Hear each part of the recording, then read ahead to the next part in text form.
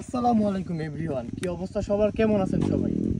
আশা করছি সবাই অনেক ভালো আছেন। তো রিসেন্টলি আমি একটা থ্রিলার 160R 4V বাইকটা নিয়েছি, কিন্তু আমি এখন তারিখ যে কোনো কারণে রিভিউটা দিতে পারিনি। এই জন্য নিয়ে আসলাম আমার থ্রিলার 160i বাইকটা।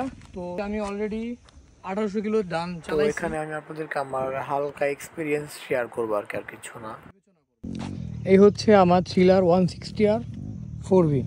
আমি চালাইছি হচ্ছে আপনার, এই যে দেখুন গাইস, 1844 কিলো ডান আমার গাড়ি চালানো। তবে হ্যাঁ, গাড়িটার টর্ক সম্পর্কে ভাই না বললেই নয়, মানে অস্থির বলতে অস্থির।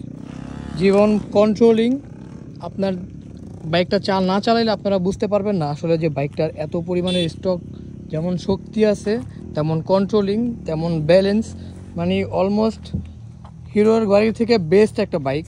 আমি সাজেস্ট করব বাইকটা কেউ একবার হলেও রাইড করে দেখতে পারেন যে বাইকটা কেমন।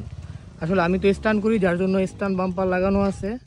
সো বাইকটা কিন্তু সেই লাগতেছে। যে কোনো কারণে আমার এক ফ্রেন্ডের কাছ থেকে আমি 2টা গোটলা বানাইতে এখনও পারি নেই। সো তাড়াতাড়ি পাবো ইনশাল্লাহ। আর চলেন আমাদেরকে বাইকটা চালাইয়া দেখাই। বাইকটার এক্সজস্টের সাউন্ডটা শুনে বুঝেন যে বাইকটা আসলে কত সুন্দর সাউন্ড দিচ্ছে। ভাই কেউ যদি না চালান বুঝতে পারবেন না আসলে বাইকটার কি অবস্থা। এত স্মুথলি বাইক চলে, আপনি বুঝতেই পারবেন না যে বাইকটা এত সুন্দরলি ভাবে চলাফেরা করে। মানে যেভাবে আপনি গাড়ি চালাবেন সেভাবে, মানে বাইকে উঠলে আপনার ব্যালেন্স, আপনার মন চাবে পাগলামি করতে গাড়ি না, বাট কখনো বাইক নিয়ে পাগলামি করেন না, কারণ সময়ের চেয়ে জীবনের মূল্য অনেক বেশি। আর এই যে বাইকের মডিফাই বলতে গেলে আমি যা যা করছি আর কি। কি ভাইয়া তোমার এই অবস্থা কেন? আচ্ছা যাই হোক, গাড়িটা এই যে দেখেন, এটার ভিতরে আমি গাড়িটা ছিল হয়েছে কি আপনার ব্ল্যাক আর হচ্ছে কি নিয়ন। সো আমি এটার ভিতরে আপনার ম্যাট কালারের পলি লাগাইছি, যার জন্য গাড়িটা কিন্তু সেই লাগতেছে, মানে অস্থির।